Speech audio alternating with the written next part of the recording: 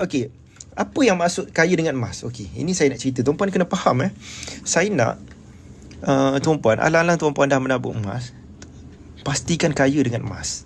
Okey. Saya bagi penyimpan emas yang direct di bawah saya, itu tanggungjawab peribadi saya untuk saya bantu tuan-puan. Akhir sekali tuan-puan kaya. Nanti saya akan cerita kaya ni akhir dia apa. Ending kekayaan ialah, ultimate dia ialah financial freedom. Tak kerja pun ada duit. Okay. Saya pun asal simpan emas ni tak pernah fikir asal simpan emas ni akhir sekali jumlah emas tu besar.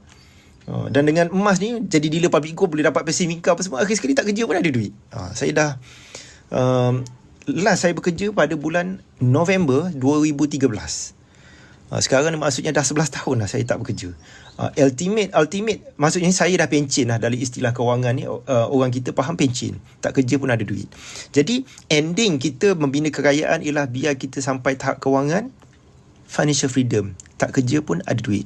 Orang kita sebut pencen.